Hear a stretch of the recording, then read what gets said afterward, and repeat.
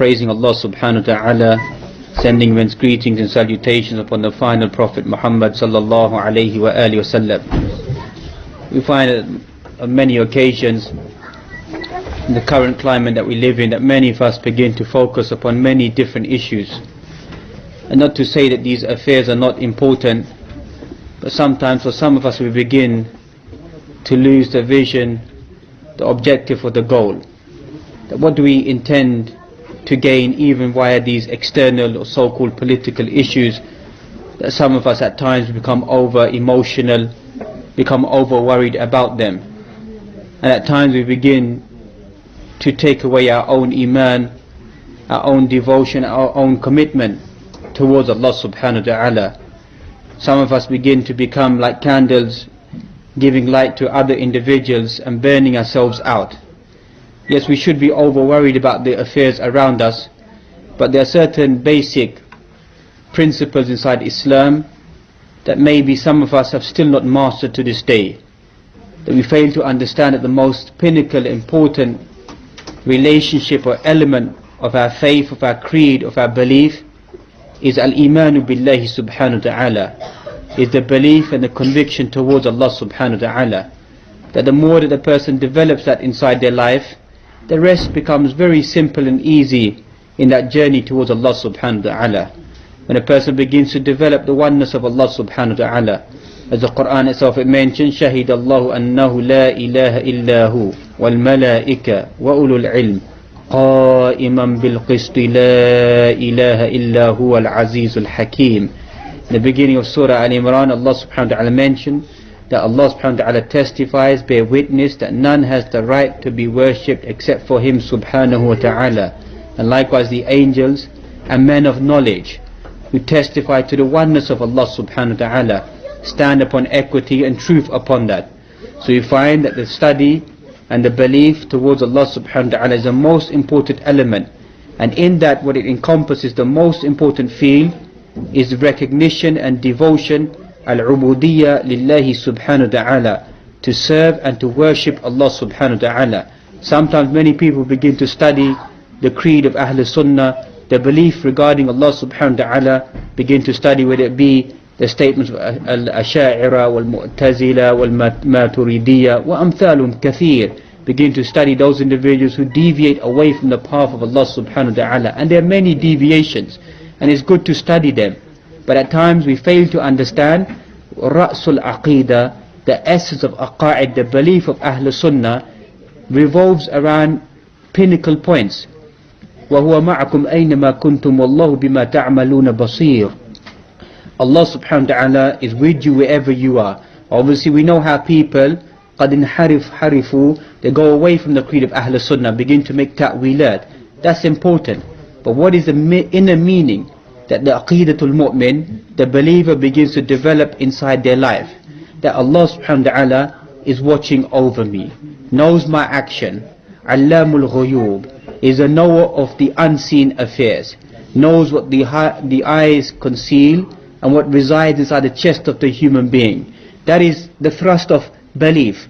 That is the message of the Quran. If we begin to study the Quran, it revolves over devotion and taqwa Allah subhanahu wa ta'ala. The devotion, the fear of Allah subhanahu wa ta'ala, to humble oneself, to be wary and to be worried about Allah subhanahu wa ta'ala. Bima'na, worried about the punishment, the iqab that could come upon the individual, and looking towards the good things. That's the message of the Quran, is primarily based upon taqwa. The message of the Prophet Muhammad is based upon taqwa. Ittaqillah haythuma kunt.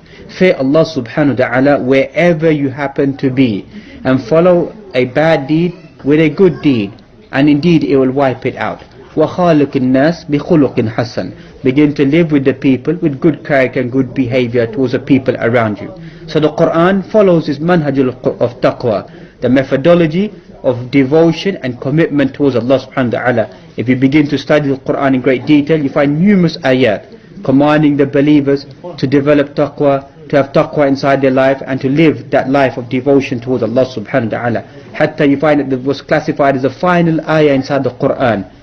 It all revolves around consciousness towards Allah subhanahu wa ta'ala. The final ayah inside the Quran is inside Surah Al-Baqarah, some verse 283 or so, if my memory serves me correctly, stage, وَاتَّقُوا يَوْمًا تُرْجَعُونَ فِيهِ إِلَى اللَّهِ ثُمَّ تُوَفَّى كُلُّ نَفْسٍ مَا كَسَبَتْ وَهُمْ لَا يُظْلَمُونَ وَاتَّقُوا يَوْمًا تُرْجَعُونَ فِيهِ إِلَى اللَّهِ.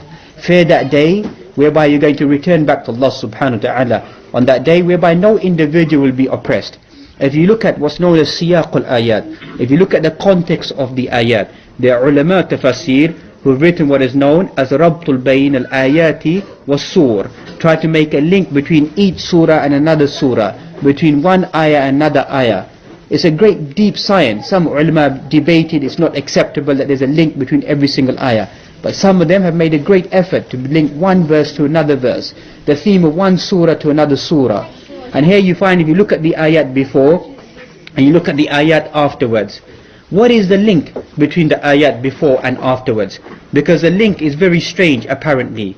Before this ayat you find the Quran begins to talk about riba, about business transactions. The following ayah is actually classified as the longest ayah in the Quran. It takes up a whole page of Surah Al-Baqarah. So if you began to recite it inside prayers, or began to read it, you can't just stop after one line or two lines. You have to read it all the way to the end of the page. Ayatul Dain is classified as the longest ayah inside the Quran. So the verse before talks about riba, aklu riba, the eating, the devouring of usury, the taking of interest. The following ayah begins to talk about loan and debt, about having the witnesses and the testimonies. Right in the middle between these ayat, you find this ayah which talks about وَاتَّقُوا يَوْمًا تُرْجَعُونَ فِي إِلَى اللَّهِ. So what is the link? What is the rabt? How does Allah subhanahu wa ta'ala begin to talk about umur dunyawiyya, begin to talk about this world, move to the akhirah, then move back to the dunya once again? Because why? The Quran, whenever it talks about even this dunya, it sends the message of the akhirah. So whenever you deal even with this world, the real intent of the Quran isn't this world as some of us begin to understand. For example, the Quran mentions إِنَّ الْأَرْضَ لِلَّهِ يُورِثُهَا مَنْ يَشَاءُ مِنْ عِبَادِهِ. This earth belongs to Allah subhanahu wa ta'ala. He gives dominance and inheritance to whoever He wants amongst His servants, His believers. Because some of us, our goal is just become this world, whether it be the Islamic goal, Islamic objective to conquer and to rule.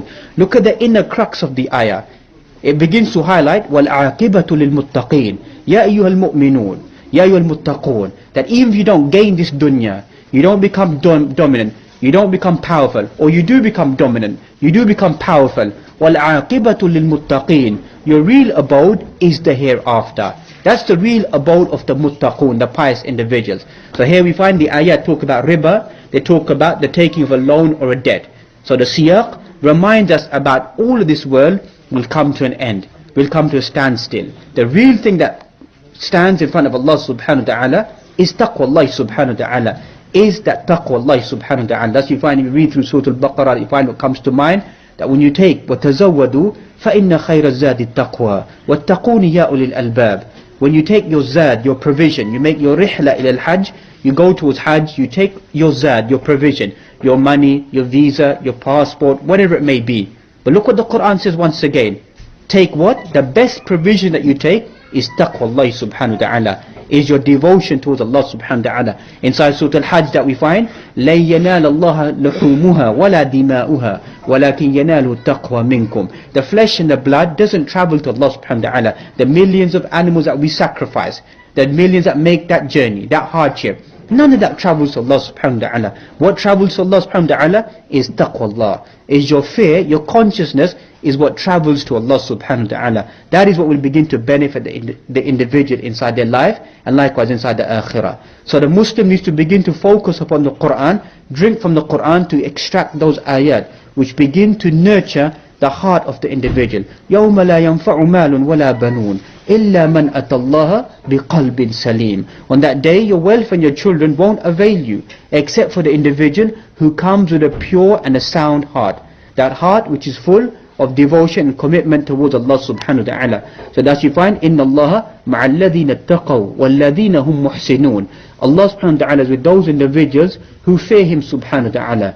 And that fear leads them to do good actions, kind, generosity, goodness, perfection inside their ibadah, perfection to the best of their ability inside this life. إِنَّ اللَّهَ يُحِبُّ الْمُتَّقِينَ. Indeed Allah subhanahu wa ta'ala loves the muttaqun, the pious individuals. Likewise you find, إِنَّمَا يَتَقَبَّلُ اللَّهُ مِنَ الْمُتَّقِينَ. Indeed Allah subhanahu wa ta'ala accepts only from the pious individuals.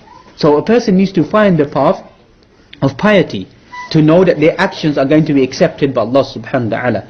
Likewise you find that the person إِنَّهُ مَنْ يَتَّقِي وَيَصْبِرْ فَإِنَّ اللَّهَ لَا يُضِيعُ عَجْرَ الْمُحْسِنِينَ.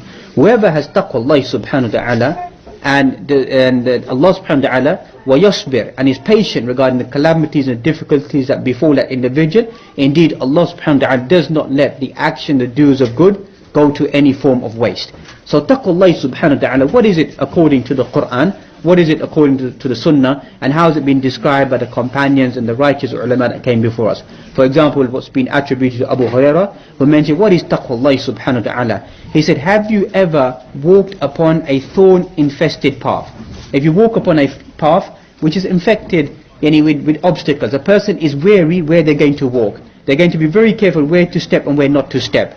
ذاق التقوى. That is taqwa Allah subhanahu wa ta'ala. You know, a muttaqi, a pious individual, isn't just like an average Muslim, that many Muslims don't care whether I eat this, I drink this, I do this, I say that. That's why in our society at the moment it's very common practice. Everybody says, oh, it's only a minor sin. It's only a minor sin. You know, this dissection of the Sharia of Allah subhanahu wa ta'ala only concerns the ulama. It concerns the clerics, inside their writings and inside their interpretations.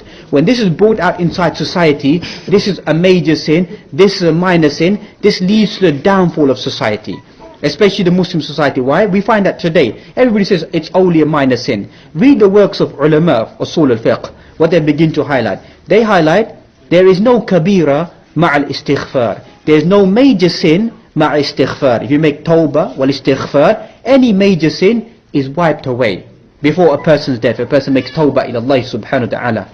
وَلَا صَغِيرَ مَعَ الْإِسْتِمْرَارِ. There is no minor sin if a person habitually carries on doing it inside their life. So a person does a minor sin, تُصْبِحْ مِنَ الْكَبَائِرِ. It's classified as a major sin. Habitual practice of doing it again and again and again is classified as a major sin. Yani, نضرب المثل. For example, give an example. No one should take this personally, because our deen isn't just based upon certain elements. For example, حلق اللحية, shaving of one's beard. Okay, no one should take it personally. My aim is not to abuse or to harm any individual. حلق اللحية yani is classified as a sin. If you shave it every single day, it becomes what? A major sin. That's what we're trying to highlight. Anything which you may classify as a minor sin, if a person continuously does it, is classified in Sharia as a major sin. وَحَتَّى it becomes fisq. وَفِسْقُهُ ظَاهِر. That person who does that action, that person is a fasiq. عند العلماء الحديث. That's why you find they رفضوا أن يصلي خلف من يحلق لحيته. They refuse to pray behind a person. Could be person سلوكه طيب وأخلاقه طيب, person speaks well, dresses well, behaves well, but ulama of ahadith documented this person is a fasiq. لا تأخذ عنه الحديث. Don't take hadith from this individual. لأنه ظاهرا يخالف السنة. This person ظاهرا. All of us, we may go against the sunnah internally in our private lives at moments in our life. ولكن ظاهرا. Apparently this person is going against the sunnah of the Prophet Muhammad sallallahu alaihi wasallam. So we want to lay this example to help us to understand that minor sins via continuous behavior eventually become something which is classified as a major sin. So the muttaqi, the pious individual, is the one who's worried about where they are stepping, what they are doing, trying to earn the pleasure from Allah subhanahu wa ta'ala. Likewise, one Talq ibn Habib, he mentioned taqwa an ta'mala bi ta'atillahi min al-nur min Allah subhanahu wa ta'ala, nur min Allah subhanahu wa ta'ala.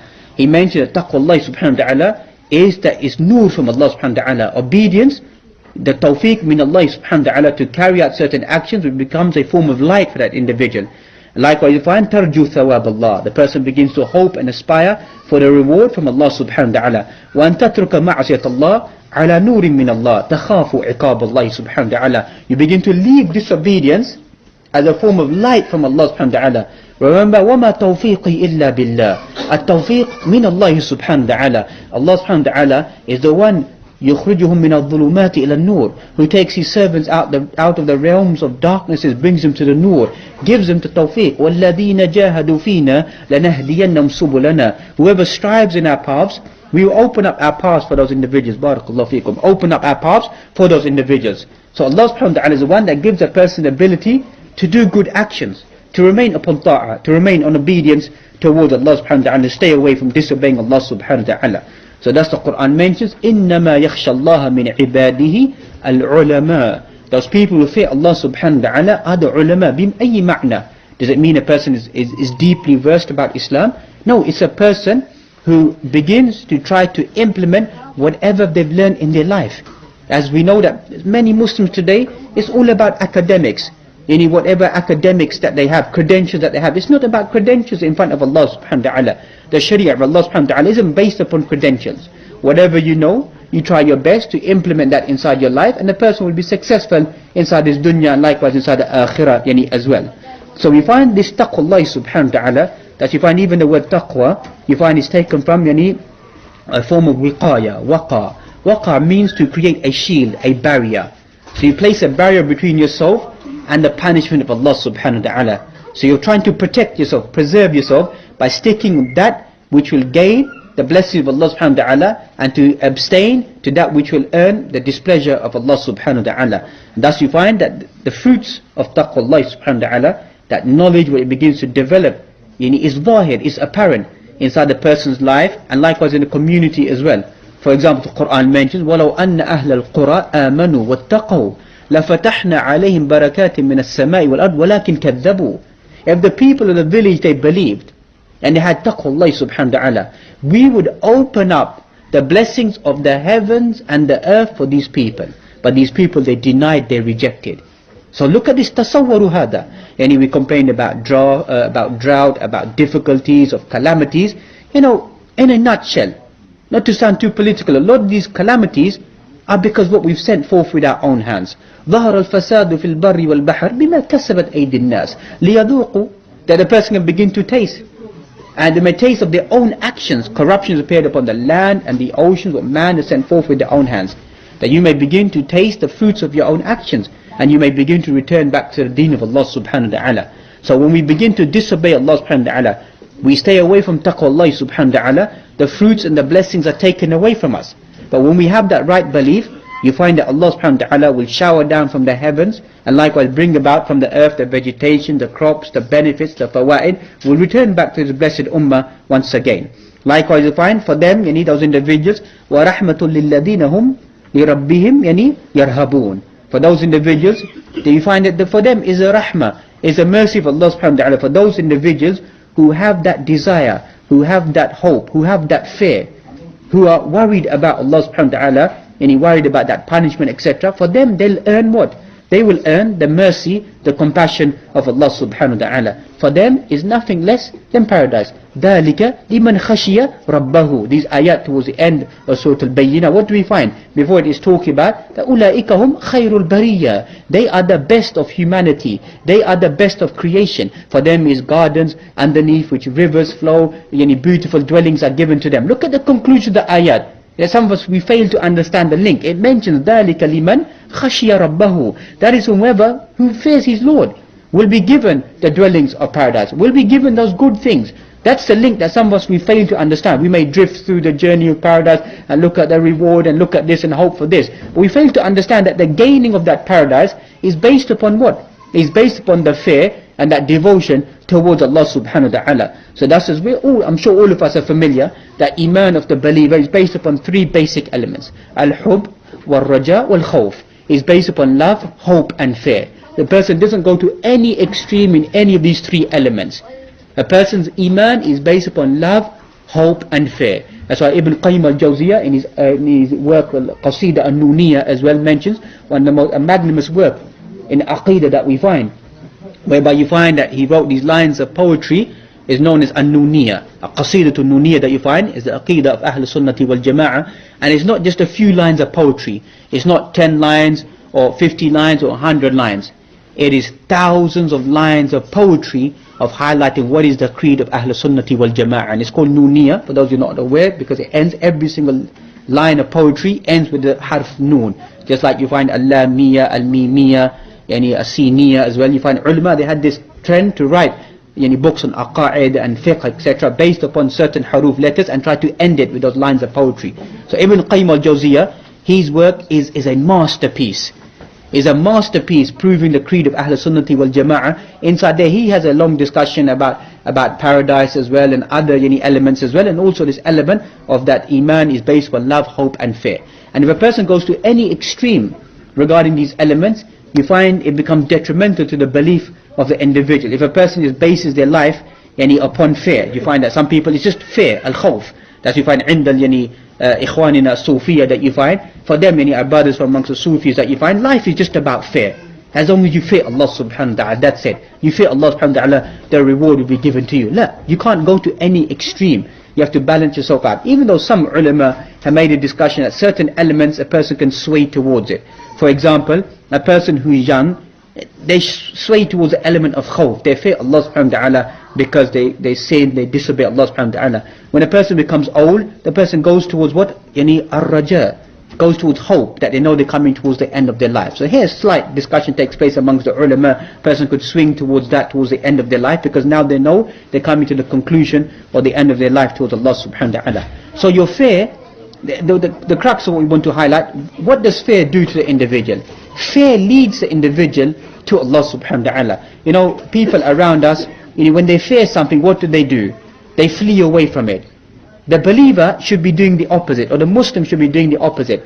When you fear something, when you fear Allah subhanahu wa ta'ala, you should flee to Allah. فَفِرُّوا إِلَى اللَّهِ, flee to Allah. So when you fear something, you're worried about something, the believer finds their resolution, finds their cure, finds their commitment, finds their tranquility, finds their peace in running where? To Allah. Not running away from Allah subhanahu wa ta'ala. That's why today unfortunately you find some Muslims, they run away from Allah. What did Allah do for me? What benefits do I have? This is aqidatul falsafa. This is aqidah of the gharbiyin, of the Westerners, the people around us. Who when they lose hope, then they begin to blame God, or they question God, or people like Richard Dawkins, God delusion, atheism, mulhideen, all around us at the moment, that we find people, Muslims begin to raise these questions as well. What did God do for me? Ya akhi, la yajuz laka. It's not allowed for a Muslim abadan fi hayatihi. Never in a Muslim's life should a person pose and present such questions. What has Allah done for me? For Muslim, وَإِنْ كَانَ سَابِقًا كَافٍ فَهَذَا شَيْءٌ آخر. If a person is disbeliever before, that's something different. But if you are وُلِدْتَ فِي بَيْتِ الْمُسْلِمِينَ, you're born in a Muslim family household, لَا يَلِيقُ بِكَ, it's not befitting for abadan fi hayatika, for a Muslim to ever pose a question like this. To pose a question in this manner, that what has Allah subhanahu wa ta'ala done for me? So that's not possible. That's why we're trying to highlight, go back to basics of learning what our aqa'id is. That's why you find so many brothers who champion so many causes. When hardships come upon them, look what happens to many of those individuals. وَالْعِلْمُ عِنْدَ اللَّهِ subhanahu wa ta'ala. يَتْرُكُونَ الدِّينَ. They leave their deen. They leave the sunnah. They leave implementation. Why? Because they've not been nurtured upon the right teachings. Most of us, our life has become external factors about Islam. These are beautiful, good things. But you are a human being, laysa bi badanika, via your body. You are a human being via your soul. You train your soul, you nurture your soul, you automatically become a human being. You become a real man. Because we begin to focus upon the tertiary issues to display ourselves like men or women, whatever it may be. When we lose focus of the inner element, then you find that as soon as difficulties begin to take place, or hardships, or some testing, or some element, you find the person begins to fracture. The person begins to collapse. I mean, you can see it, shahid. You can witness it yourself. How many brothers been practicing for 6 months or for 1 year, something happens, next time you see them, they're worse than what they were doing before. They're worse than what they were doing before. Why? What's the reason behind that? Because maybe it's ourselves as practitioners and teachers, we haven't given them the right lesson. We haven't taught them the right things. وَلَكِنْ كُونُوا رَبَّانِيِّينَ بِمَا كُنْتُمْ تَعَلِّمُونَ الْكِتَابِ وَبِمَا كُنْتُمْ تَدْرُسُونَ. A person should become Rabbani, become a person who is a good teacher. Ibn Abbas mentioned, the tafsir of this ayah, is a person begins to teach people the beneficial knowledge, that مَا يُفِيدُهُمْ فِي دُنْيَاهُمْ وَآخِرَتِهِمْ, that which benefits them inside this world and likewise inside the akhirah as well. That's what we need to teach the people, to train the people, to nurture the people upon that which will benefit them inside this world and likewise inside the akhirah as well. So you find Al-Fudayl ibn Iyad mentioned, he who fears Allah subhanahu wa ta'ala will be guided by this fear towards all good. So whoever fears Allah subhanahu wa ta'ala will be guided by that fear towards all that will benefit the individual. إِنَّ الَّذِينَ هُمْ مِنْ خَشْيَةِ رَبِّهِمْ مُشْفِقُونَ.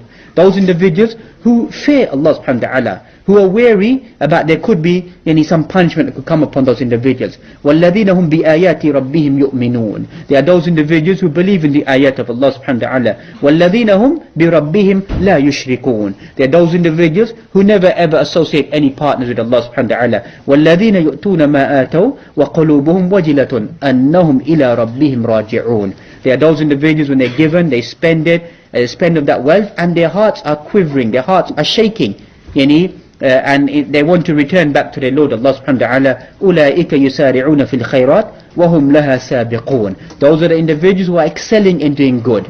And for them, there will be the sabiqun, they're the first and the foremost individuals. So when a person looks at these general ayat, person may think these ayat are talking about individuals who may have done something wrong in their life, and then they become focused towards Allah subhanahu wa ta'ala. If you actually look at the tafsir these ayat inside Surah Al-Mu'minun, the 23rd chapter, verses 57 to 61 that you find, who do these verses refer to? Aisha narrates, are they those who drink intoxicants, who commit adultery and committed theft? Is it those individuals that they're hoping for the reward from Allah subhanahu wa ta'ala, they worry, they become upset about what they've done in the previous life? Is that the plausible meaning of these ayat is talking about them? It could mean them. But the Prophet ﷺ didn't mention that. He says it's not talking about those individuals. This ayat is referring to those individuals. No, it is those who maintain regular fasting and prayers, give zakah, and fear that their good deeds will not be accepted. These are the ones who hasten in every good work.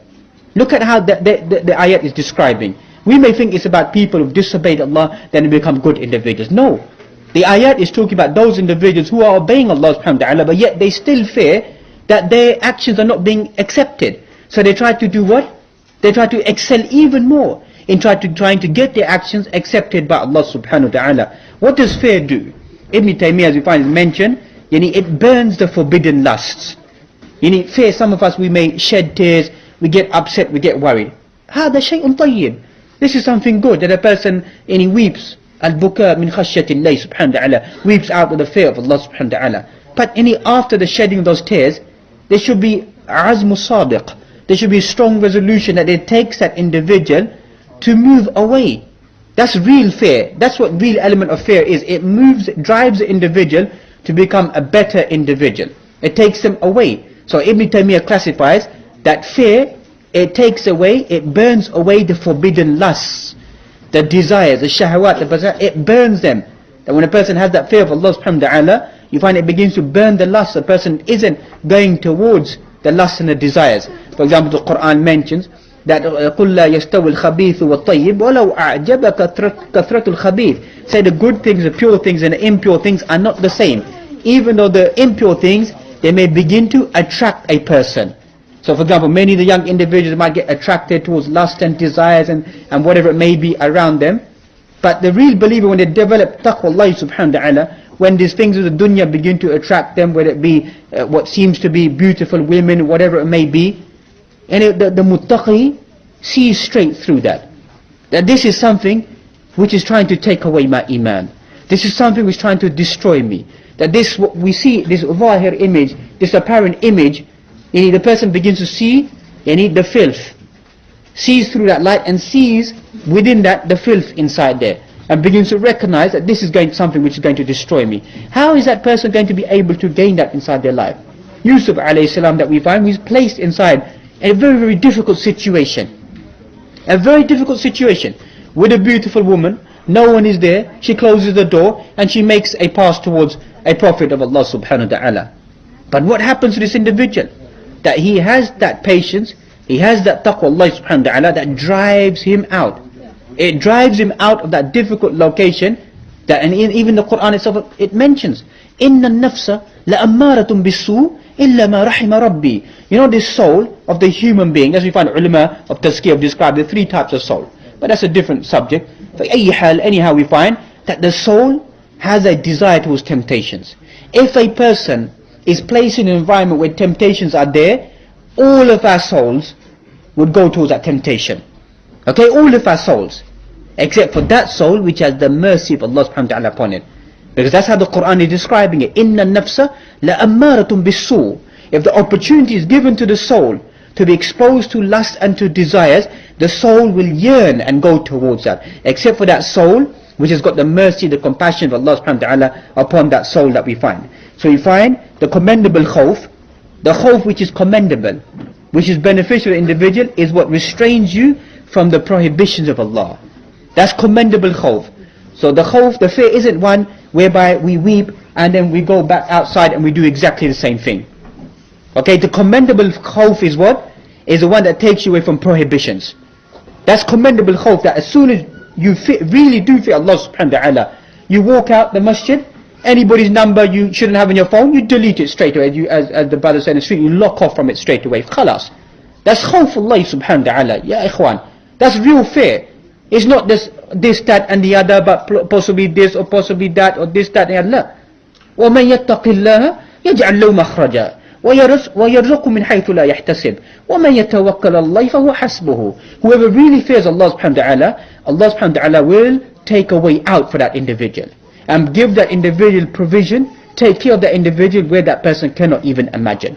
So when a person has taqwa subhanahu wa ta'ala, they just, that fear moves them away. That is commendable yani khawf. It takes you away from anything which is classified as a prohibition towards Allah subhanahu wa ta'ala. Fear begins to tames the body and fills the heart with humility and submissiveness towards Allah subhanahu wa ta'ala. So who knows fear is not the one who weeps and wipes his eyes, but the one who abandons whatever may bring punishment upon the individual. That's real fear. The person learns that which will gain or could gain the punishment of Allah subhanahu wa ta'ala upon that individual. So we find al-buka min khashyatillah, weeping out the fear of Allah subhanahu wa ta'ala, is something commendable. That you find that two eyes will never touch the hellfire. An eye in seclusion, sitting on its own, remembers Allah subhanahu wa ta'ala, فَفَاضَتْ عَيْنَاهُ, that person's eyes begin to shed tears. A person sitting on their own, think about their life, about their actions, of what they've done, كيف كانوا قاصرين, how they become neglectful, غافلين, heedless, disobeyed Allah subhanahu wa ta'ala, begin to weep and begin to reflect and make that resolution. Likewise the other eye that stands in watch, in guard, in jihad fi sabilillah, that eye will not touch the hellfire. So fear, that weeping is commendable for the individual. But as we mentioned, it begins to lead that individual to begin to stay away from that which Allah subhanahu wa ta'ala has prohibited. So you find other kalimat ulama mentioned tazkiyah, like khawf, wajal, khashya, rahba, hayba, all these kalimat that we find, they all carry a synonymous meaning inside the Sharia in general, even though some may be elements of the heart, some the elements of the whole body, etc. But these are synonymous terms that you find, that a person needs to develop, as what the whole title of the theme has been, shyness in front of Allah subhanahu wa ta'ala. What does that entail? How many times people know the Sharia of Allah subhanahu wa ta'ala, and what we find common inside this so-called Islamic practicing as well. Brothers and sisters sending one another MSNs, sending text to one another in the disguise that is Islamic advice. Ya akhi, kaif? If you think that the devil is a fool, the Quran mentions وَلَا تَتَّبِعُوا خُطُوَاتِ الشَّيْطَانِ إِنَّهُ لَكُمْ عَدُوٌّ مُبِينٌ. Come min ikhwanina, how many of our brothers have fallen into grave sins? مَا نَتَصَوَّرْ أَبَدًا, we cannot even imagine it. And some people say أنت متشدد, you're harsh, you're strict, you're this, that and the other. ليش? Why? Because why? من باب التجربة, from experience of life, that you find that when people just simply texting one another, what do you find? You find at times relationships have developed, ya akhi. Relationships have developed amongst people all in the disguise of sending Islamic texts or discussing with one another. Where are we from the Sharia of Allah subhanahu wa ta'ala? We're supposed to be people practicing the deen of Allah subhanahu wa ta'ala. If we are committing the same disobedience that the awam, the people outside in the streets are committing, فَمَا هُوَ الْفَرْقِ? What's the difference then? What's the difference? How many people have met their prospective wife or their husband talking on the internet, on MSN, on this, Facebook, on this, on that, on the other? لا يليق, لا يجوز أبدا. Man yufti bihada, who's given fatwa this is jaiz inside Islam? These wasail, technological advancement we find, have been placed there to benefit the general awam. Anything that is used for haram, anything which is used haram, all of the wasail, all of the turuq become haram as well. They all become forbidden.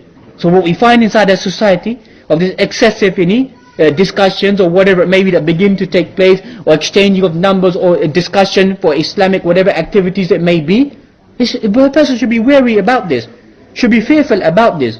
Because we find that these sins are increasing inside our society, and some people are not even paying attention towards them.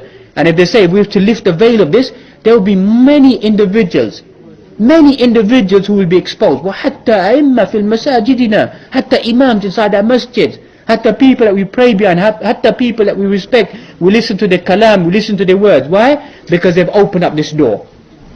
They've opened up this door of corruption that makes the awam follow this path of corruption as well. So we need to go back and to focus upon ourselves that all these elements, fearing Allah subhanahu wa ta'ala, is not externally, it's internally. That when you are all on your own, how much element of fear of Allah subhanahu wa ta'ala have you developed inside your life, inside the house of Allah subhanahu wa ta'ala? All of us can encourage ourselves. But when we leave, when we're all on our own, there is when we should make the muhasabah. That is where you can then, if it's true, you can begin to classify yourself as a muttaqi. Okay, that's where you can begin to classify you are a person, pious individual to your own self. That you're sitting on your own and you remember Allah subhanahu wa ta'ala and you abstain from sin, you abstain from disobedience, or you become weary, or you become worried, or you become upset, or it overcomes you. That is something which is zahir, something which is good for the individual to have that inside their life. So that's we find the Quran begins to talk about the Prophet ﷺ, about how fear would overcome him, how the Quran would overcome him in his fear, that he would weep on certain ayat of the Quran, and they would have this great impact upon his life, impress him so much. Look at the companions, how it drove the companions. The Quran has this great nature. Some of us, we stay away from the Quran. If people always ask the question, how can I change myself? Alaykum bil Quran. Upon you is to read the Quran, is to study the Quran. The Quran is the only tool. It's the only tool. It's the words of Allah subhanahu wa ta'ala, as the Quran itself describes, that will rip apart a mountain, will cleft it asunder, will turn it into dust. This soft substance, the heart of the human being, what will give it that feeling, that tranquility, that peace, is none other than the words of Allah subhanahu wa ta'ala. When those words are poured down into the heart, and the heart becomes receptive towards those words, it will lead that individual towards obedience towards Allah subhanahu wa ta'ala. وَإِيَّايَا فَارْهَبُونَ. So the Quran begins to highlight, so fear only me. وَإِيَّايَا فَاتَّقُونَ. So fear only Allah subhanahu wa ta'ala. That's you find, don't fear mankind, don't fear humanity, don't become like such individuals. The Quran mentions إِذَا فَرِيقٌ مِّنْهُمْ يَخْشَوْنَ النَّاسَ كَخَشْيَةِ اللَّهِ أَوْ أَشَدَّ خَشْيَةً. There's some people who are worried about the people around them. They fear them more than they fear Allah subhanahu wa ta'ala. And how many times a person comes and says, akhi, I've got this situation and I'm worried what my wife will say. Yeah, akhi, if the Quran and the Sunnah is telling you to do something, why are you worried about what your wife will say? Why are you worried about what your parents will say? There's certain exceptions to the rule which the ulama will look at, but the general rules are there. But this is what we find more and more again inside our society, that I'm worried about what my manager will say to me if I go for prayers. And remember, Salatul Asr, you miss one prayer, if what you find inside the hadith is as if you've lost all of your wealth and all of your family members. Person misses Salatul Asr, lost all. So your work that you're worried about, your work, and you missed that one salah, you've lost everything you're trying to gain inside your life. You look how many of us, when we come in front of the manager, when it's an interview or it's a questioning or an assessment, we present ourselves well and we bring ourselves appropriately. We humble ourselves, whatever it may be.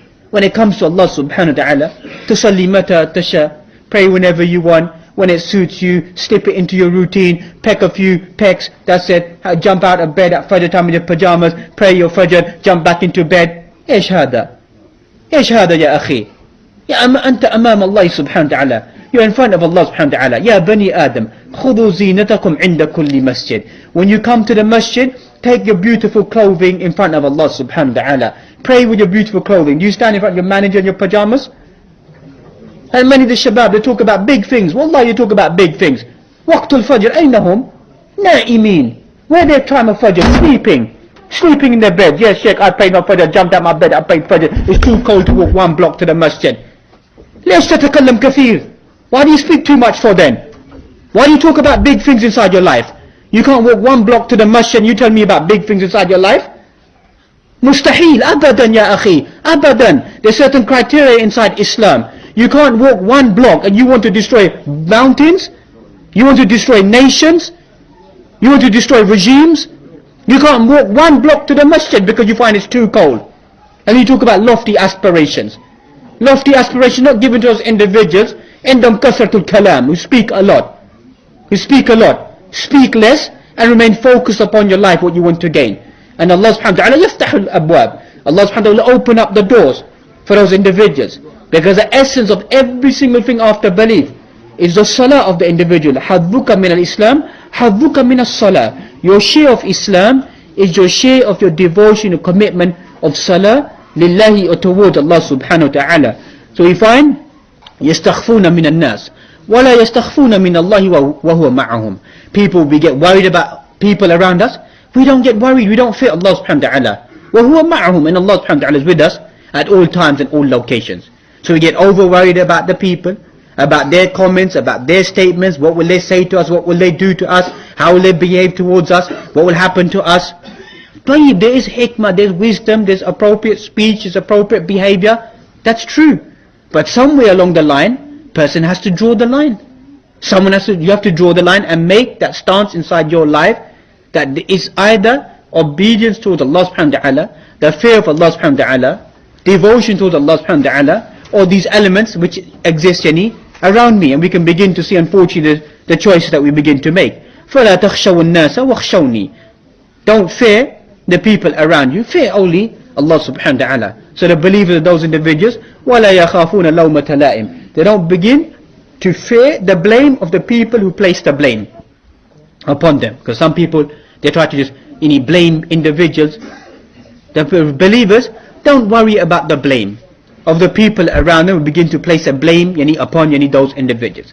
So you find that the individuals, the lines of poetry, that one of the individuals he wrote, he mentioned this famous proverb, Man khaf Allah, khafahu kulla hayy. If whoever fears Allah subhanahu wa ta'ala, every living thing will fear that individual. If a person develops that level of fear towards Allah subhanahu wa ta'ala, every living thing will fear that individual. If you go and read the seerah, the life of Ibn Taymiyyah rahmatullah alayhi, tata'ajjab. You read about his life, you find some stances in his life that all of the tullab, all of his students, he became worried that at moments when he stood in front of leaders and people in front of them, they at times, you read through his seerah, you read what Ibn Qayyim al-Jawziyah writes, they said we took our outer garments and we placed them over our faces. Because any second now, the ruler is going to say, smite him, chop off his head, and blood is going to come pouring all over our faces. His own best student said the way that his ferocious nature of addressing these people right bluntly inside their face, that they got worried that he's just going to be slayed. But this individual, if you read the seerah of this individual, he only feared Allah subhanahu wa ta'ala. So you find that people around him began to fear him. They began to fear him. And as you find the opposite, وَمَنْ لَا يَخَافَ اللَّهِ. Whoever doesn't fear Allah subhanahu wa ta'ala, يُخَوِّفُهُ كُلُّ شَيْءٍ. Every single small thing makes that individual become what? Become fearful. Whoever doesn't fear Allah subhanahu wa ta'ala appropriately, any small thing makes that individual become fearful.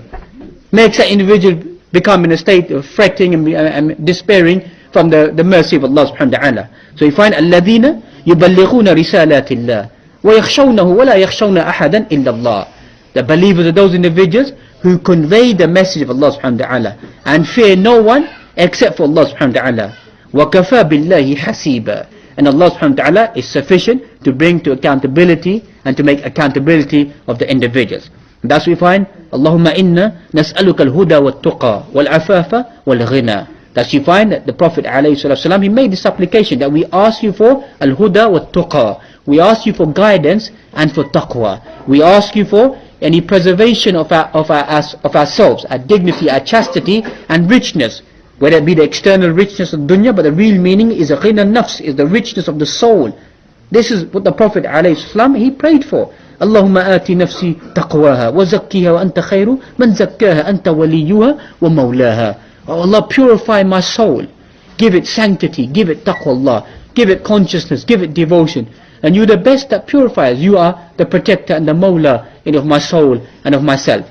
So you find that a person begins to ask for that, al-khashya fi sirri wal alaniya. Person asks for fear of Allah subhanahu wa ta'ala, that which is apparent, that which is hidden, that which is open, and that which is done in secrecy. That's what we need to begin to develop inside our lives. So may Allah subhanahu wa ta'ala give us all the tawfiq and ability to begin to develop khawfullah subhanahu wa ta'ala, develop fear of Allah subhanahu wa ta'ala, alanan wa sirran, apparently and externally and internally throughout our lives, hatta nalqa Allah subhanahu wa ta'ala, until we meet Allah subhanahu wa ta'ala and are classified bi'idhnillahi ta'ala as the muttaqoon, classified as the pious individuals. And in conclusion, we find in the Quran, as we mentioned previously, إِنَّهُ مَنْ يَتَّقِي وَيَصْبِرْ فَإِنَّ اللَّهَ لَا يُضِيعُ أَجْرَ الْمُحْسِنِينَ. Whoever is conscious of Allah subhanahu wa ta'ala and is patient, Allah subhanahu wa ta'ala will never ever let the reward of the doers of good ever go to waste. وَقُولُوا قَوْلِ هَذَا وَأَسْتَغْفِرُ اللَّهَ لِي وَلَكُمْ وَلِجَمِيعِ الْمُسْلِمِينَ فَاسْتَغْفِرُوا إِنَّهُ الْغَفُورُ الرَّحِيمُ. بارك الله فيكم.